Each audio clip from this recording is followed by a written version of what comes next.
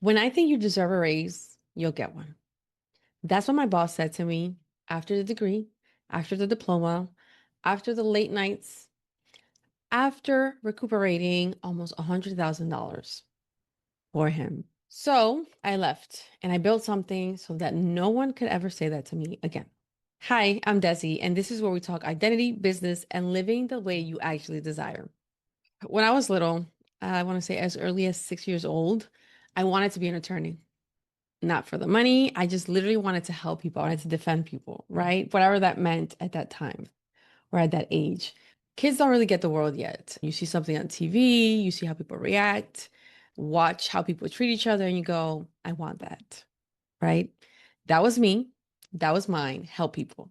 And somewhere along the line, I fell in love with psychology and why people do the things that they do and the mind. By the end of this, you'll see how easy it is to build a whole life out of the right choices that were never actually yours. Okay. So here's how I ended up in corporate by accident, every single step, right? So I started by waiting tables. Then I worked in a warehouse. Even before then, I would do little projects on the side. I would create business cards for people, help them register for their business, do translations, and that's how I started doing quote unquote entrepreneur stuff. I didn't really charge. Usually I was just paid whatever people thought was, I guess, fair for a child, right? Because I was still pretty young. I graduated from high school and I helped someone with their books, just helping. They wanted to create an invoice. They didn't know how to use QuickBooks. So I didn't know how to use QuickBooks. I had never used it, but I got the hang of it pretty quickly. I was able to create invoices, send them out, and I was tallying up. I realized there were some funds they never received, which amounted to around $100,000. So this is how I got offered a bookkeeping job. I was good with computers. I don't want to say I was great, but I was pretty good with computers, decent, I would say. I'd always done little business stuff here and there. And I was good at grasping certain concepts that came pretty natural to me. So it just made sense, right? So I did business cards for free. I helped people register to companies. If somebody needed something, I would figure out a way to do it and I would do it for them. That's pretty much what I did my whole early years. I thought, sure, that's basically what I do, right? I already do basically what people want of me. Bookkeeping, it's really not that big of a difference. I liked money and numbers, so why not, right? Now, before I actually went into that venue, I had gotten my certificate as a pharmacy technician. Crazy, right? So I went through the whole program. I did the internship, the unpaid internship.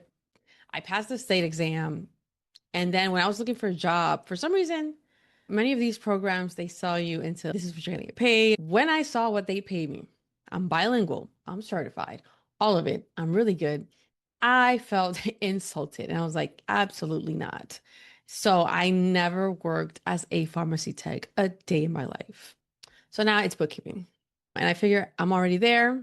Might as well get my 4 year degree, right? Might as well go for my bachelor's so I can get paid more naturally, right? So I went into the college. My advisor told me, don't pick based on what you could get paid, pick what you actually want to do. But I was looking at the list and there was nothing in there that caught my attention that I was like, ooh, I really want to do this. It was just like business administration sounds like it's going in the general direction of where I'm at already. I did the lazy thing. I'm doing bookkeeping. Business administration makes sense. And I'm already doing tax returns on the side also. So might as well major in accounting. Not a proud moment at all. Every choice was, I'm already doing this. Might as well. Literally, that's what it came down to. There's a name for this trap. Many people don't realize there is a name for this trap because it is a trap. And it's called the sunk cost fallacy. So you keep going because of what you've already put in. You're already there. You've already invested the years. You've already invested the time. So not because it leads to where you want to go, but because you're already there. And I literally knew the term while I was doing it, and I did it anyway. Talk about self-sabotage all the way. And this is actually something that's very common. I won't say it's a good thing, but it's common in business, in relationships, in situations, and We just figure I've already invested this much time, might as well, right? Or I don't want to throw away all the time that I've invested in this and give up now. It's usually how I see people frame around it. Every step made sense. And I felt like, although I made the choices, it was almost like it wasn't a choice, really. It was just kind of just going with the flow against to where I wanted to go. You know what I mean? The current was leading me this way, but that's not really where I wanted to go. I wanted to go the opposite direction. But anywho, so that's the sunk cost trap. You keep paying toward a life just because you already started paying, which is ludicrous, right? So I did it. I became an accountant. I got the degree, got the diploma. And in my head, this was the moment. More education, a better background. Obviously, now I get a raise, right? So I went and I asked. And my boss goes, when I think you deserve a raise, you'll get one. Okay. You don't have to ask me. I felt my whole life crack right there. I felt completely displaced. And I was just so confused and clueless all at the same time. I'm just thinking, I did all of that and I get told I don't deserve it. I did all that, all the late nights, all the studying, and this is what I get in return. I wasn't even angry at the time. I was just so disappointed. Like I did all of this for nothing. And here's the part that really got me. Standing there, denied, just kind of smack in the face, I realized I don't even like this job. I do not like it at all. I was literally calling it the dungeon every morning before I would go in there. I would get up and I'd be like, I'm going to the dungeon. I could do it. I was good at it. I never once enjoyed it. Not once. Literally not once. I was going in there in fight or flight mode every single day. Nervous system jacked up. And psychologists have a name for that empty feeling that I got with the diploma, with the job, the arrival fallacy. You chase the thing and sure, it'll finally feel like something. Like when people are chasing happiness, when I finally get this, I'm going to have this. When I finally get here, I'm going to be happy. And then you get it and it's nothing, just nothing, literally. And so the diploma wasn't the prize. It was just a reality check. It was proof that I had climbed the ladder against the wrong wall. I followed the freaking current to the wrong place. So, and I'm going to sound like a broken record. I got the degree, I got the diploma, the whole thing. I asked for a raise. And my boss looked at me and said, when I think you deserve it, you'll get it. That sentence right there ended my corporate career. Right there. I was done. Because that's the day that I realized, or I finally saw it clearly, that my pay, my future, my say, all of it was going towards somebody else's decision forever. And I was done. That was what started it all, right? Or that was finally like, okay, I'm gonna be miserable and broke. You know what I mean? Miserable and with a miserable pay? No. It was deeper. It was deeper than money. So after the race thing, I went and I got my real estate license because I just wanted to get out. I was like, okay, this is a way I can get out. I can have my license in. I think I got my license probably like 3 to 6 months. I don't remember exactly the timeline or the time frame, but I know it was pretty quick. It did not take me a year. It didn't take me 9 months. It was pretty quick. I took my classes, I studied for my test, passed my test on the first try. Pretty simple. Sold some houses and I was like, you know what? This is not it either. And it was just like I was trying to find an escape route. I was trying to just get out of the corporate rat race. I was just like, I don't want this. So, anyways, I realized I don't want to be a real estate agent. I want to be an investor. Completely different thing. I like real estate, just not from that angle. And I still do have my real estate license. No shade to realtors or real estate agents. I fully respect the career. It's tough out there and it just wasn't mine. It just wasn't my path either. So I sat with it. And I'm just wondering, two paths, both technically fine, both making me feel miserable. Why? Just is something wrong with me? Am I being too picky? And then it didn't help that my family were also like, you already work for this career. You should be grateful. There's so many people that wish they could have a career like you. You can just get a job, which I could. And I eventually did, which I'm not even going to get into that, but I actually eventually went back into corporate, into accounting, only to validate what I already know. Can't not make this crap up.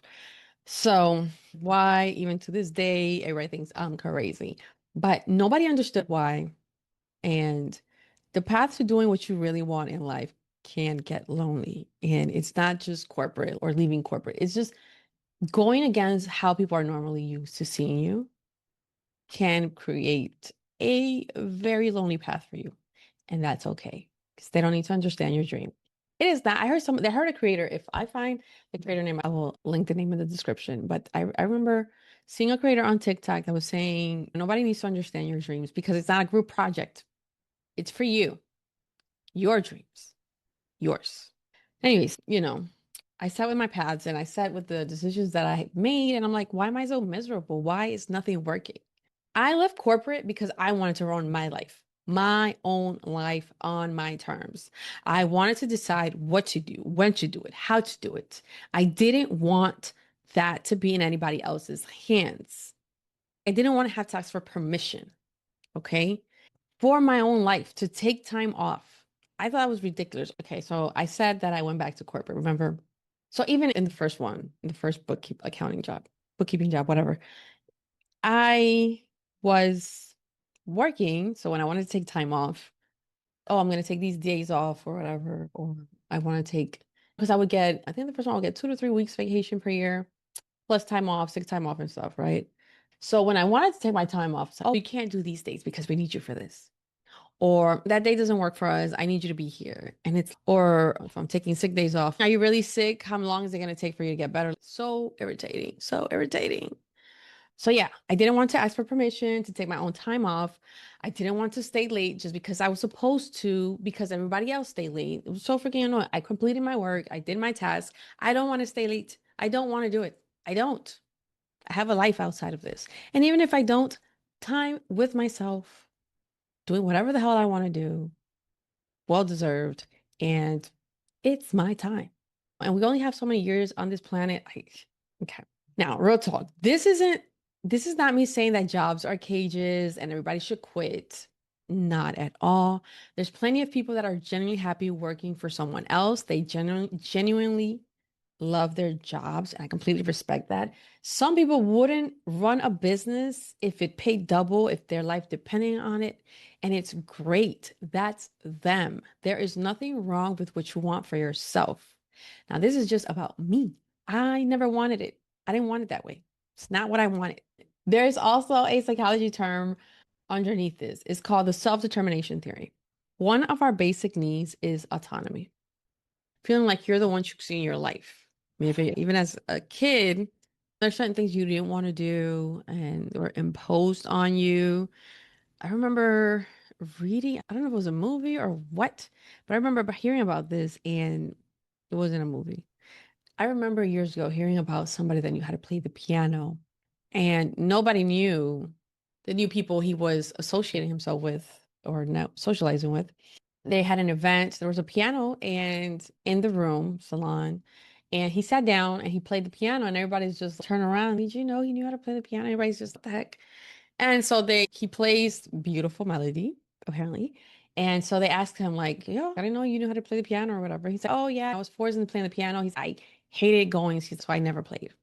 So every now and again I might pick it up. He said, but I hated going, and I'm very adverse at playing the piano. He said, I barely even touch it. So there's this feeling like when you are imposed or when something is imposed on you, you don't have autonomy. It's like you're just pushing against the grain. You're doing it because you have to do it. And like I said, one of our basic needs is autonomy, feeling like we're the ones choosing our own lives because it's ours, right? And here's the thing, you can absolutely get that inside a job you love. Some people do, many people do. Mine just stopped feeling like a choice a long time ago. And you remember that I mentioned that I was in love. And you remember that 6-year-old who wanted to help people, who fell in love with psychology? She was never confused. I just kept handing her the wrong job titles. Now I actually help people on my own terms. That's the dream. Just finally pointed out the right way and structured the right way. Like I said, leaving corporate can get lonely, can be lonely.